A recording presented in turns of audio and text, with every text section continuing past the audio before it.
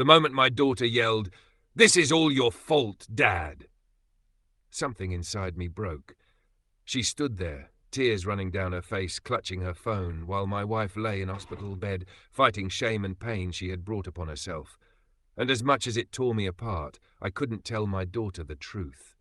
That her mother's so-called girls-only trip was nothing but a web of betrayal. But life has a strange way of revealing everything, even the lies we try to protect. 2 weeks earlier, everything in our house seemed normal, or at least it looked that way from the outside. My wife, Laura, had been planning this girls' trip for months. She said she needed time to unwind, to reconnect with herself. I trusted her like any husband would. She packed her bags, kissed me on the cheek, and promised she'd call every night. But that first night came and went, no call. The second night, nothing. I texted her, and she replied hours later with a simple, "Phone died, I'm fine." I didn't think much of it, but something in her tone felt distant. When she finally came home after 5 days, I noticed it immediately. The guilt in her eyes, the nervous smile, the way she avoided my touch. She hugged our daughter tightly, almost like she was trying to hide behind her. Something was off. Over the next few days, she seemed withdrawn. She claimed she was just tired from traveling. But her anxiety was obvious. I tried to reach out, to ask what was wrong, but she'd shut me down every time. Then came the call from the hospital. I was at work when my phone buzzed.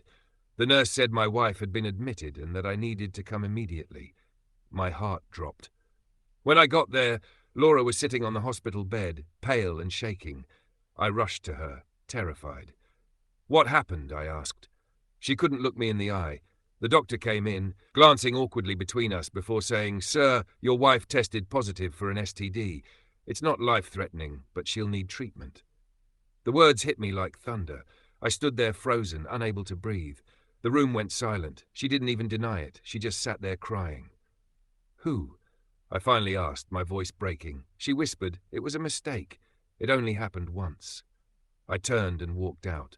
The drive home felt endless. Every memory, every laugh, every plan we'd made, played in my mind like a cruel movie. I didn't even know who she was anymore. When I confronted her later, she begged for forgiveness, swearing it meant nothing.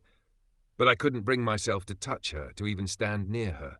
She'd destroyed everything sacred between us. The hardest part came when our daughter found out. I tried to protect her from the truth, but gossip spreads fast. Someone from the trip, one of my wife's so-called friends, had told others what happened. Eventually, our daughter overheard pieces of it. She stormed into my room one evening, her face red with anger. "Why didn't you stop her from going?" she shouted. "You knew something was wrong, but you did nothing." I just stood there, stunned.